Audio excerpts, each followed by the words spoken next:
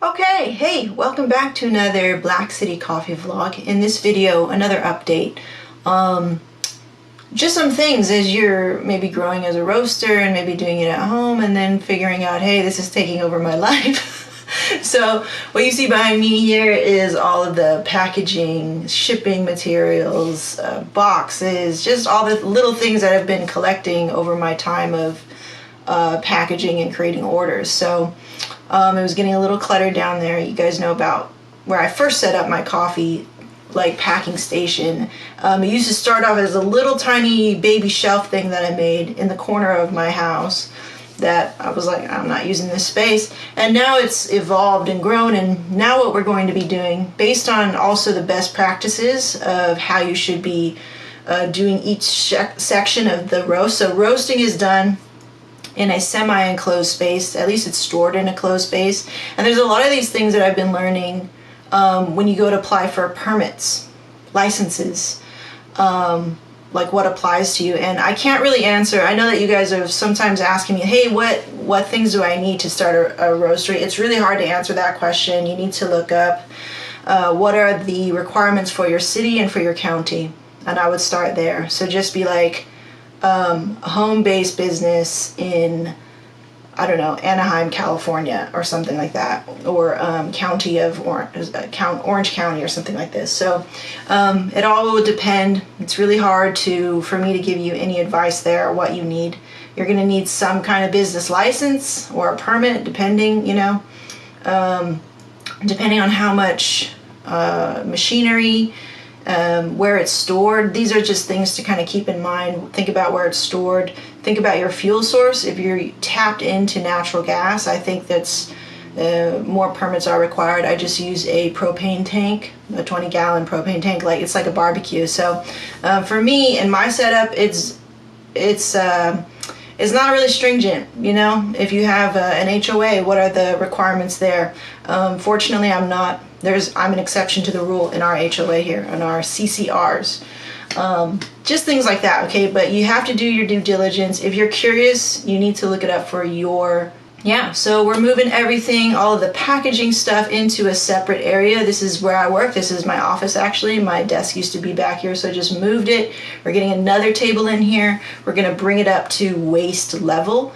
So when I do all of my packaging and everything is ergonomic. I'm trying to be. So before it was cramped. It was like, I'm going to just use this space and I have to sit down whenever I write something because the table's low. And I'm using a portion of our dining table that we never use, Commingling with where you eat is a big no-no. As I've learned, I've taken a food safety course, the one that's required for our county, of course, so you needed to look that up as well. It's basically a food handler's card. It was really easy. I got one question wrong, how long does it take to cool something in sections? I was like, dang. 4 hours? It was 6 hours, so now I know. Otherwise, I had a 99%. Try to be more organized, more systemized. And another thing that I learned during the Mill Cities is something I already knew, but it's always good to hear. Good reminders is systemizing things, because you're gonna have to pass it down to somebody at some point, unless you want to be packing orders forever, A good example of this is for me to think about and how to systemize this and think about from when a sale comes in to where it's packaged, how could I hand that off to somebody, because we're going to be traveling across state for work, and at some point I don't want to close down my shop, I want to still be able to ship out orders and things, so I would like to be able to train somebody by that time. And so I have to think about things like that. And if you're trying to do this, and I get a lot of questions DMing me, what are your tips to get started? And I'm just going through it, guys. I'm just going step by step by step and trying to be a little bit ahead of the curve. But like I told you in other vlogs before, I'm not so visionary. So I like to move with what my reality is and make decisions that way. But now I see that, with us possibly talking to our first wholesale client and me actually learning how much wholesale costs, it's still quite expensive for us in terms of we don't do that volume, is it is it really worth it for me?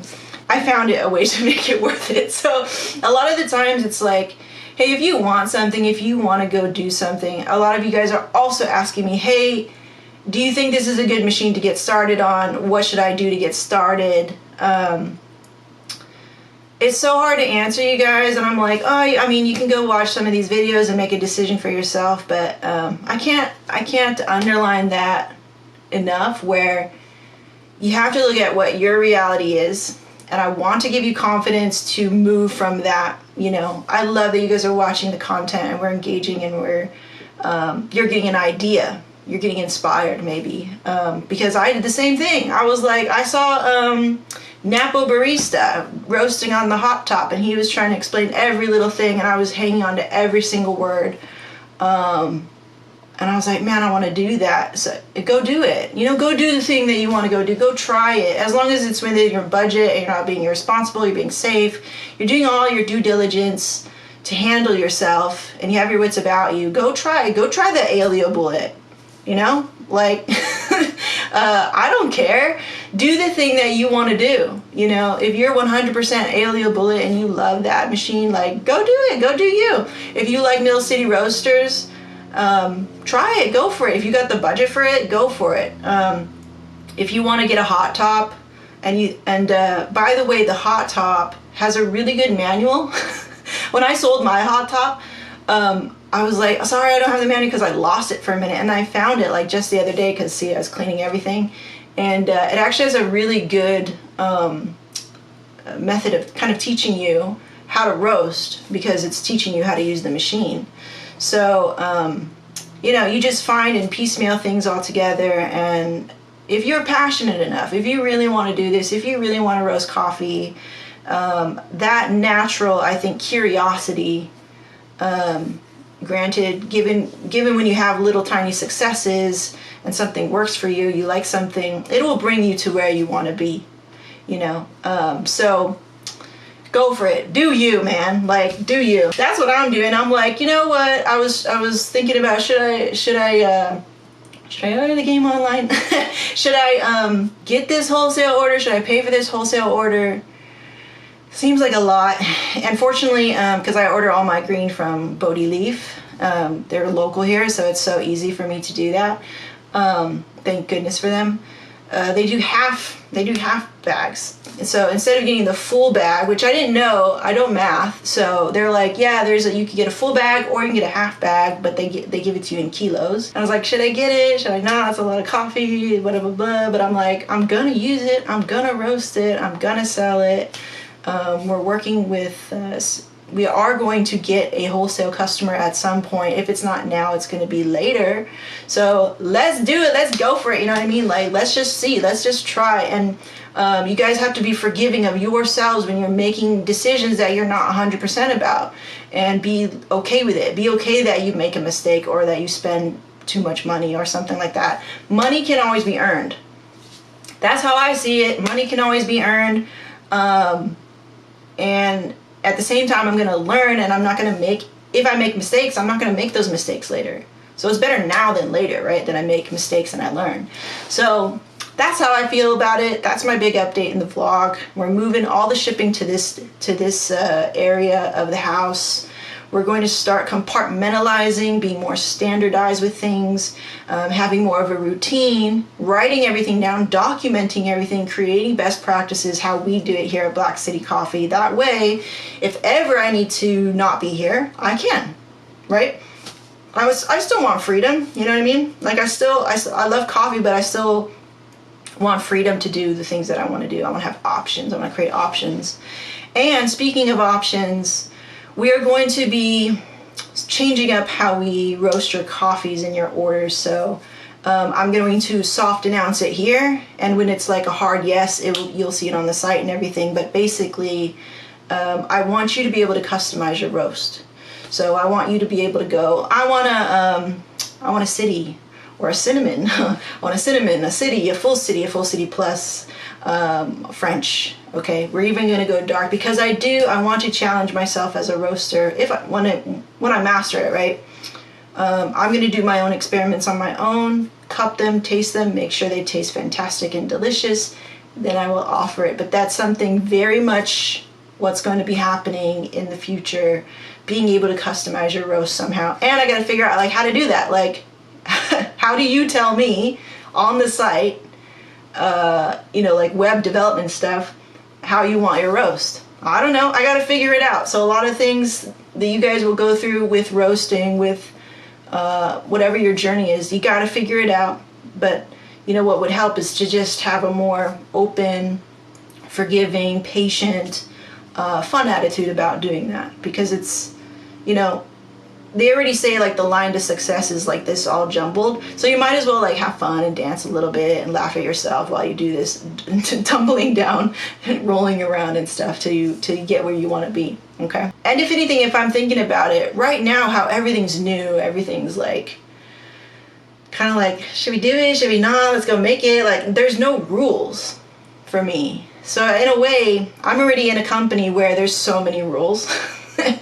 And it's so annoying sometimes how tied you get to rules, how the way things have been done. So have fun, like enjoy and relish to know that there's no rules right now for you. And you can really do anything you want, inside of staying safe and, providing best practices and you're providing people with something that they consume. So there is still a rule on that. But about how you go about spreading your message or learning or fumbling or failing, there's no rules about that. So relish in that, like, have fun with that. Know that, be grateful for that, because there's a freedom in that, and I think it's really fun. And if you stop and realize that, it gives you more fire to go learn and do and fall and bump things around, you know what I mean? Okay, so that's it for today. Otherwise, design elements are being put out and printed, I think. Quotes are coming back. Things are moving. Things are growing steadily and slowly at a pace that I feel comfortable with. And we're getting new green in the roastery fairly soon, maybe next week. So more roasting videos will be coming soon. It'll be a new type of coffee. And again, we're going to be offering different types of roasts, right? Different roast levels. So we'll be making some videos on those and how I'm profiling those and keeping those profiles on track for people to see and view at your convenience on Roast Path, provided by Mill City Roasters. Pretty dope, pretty cool. Good things. Thanks for tuning in. Thanks for watching. I'll see you next time. Peace.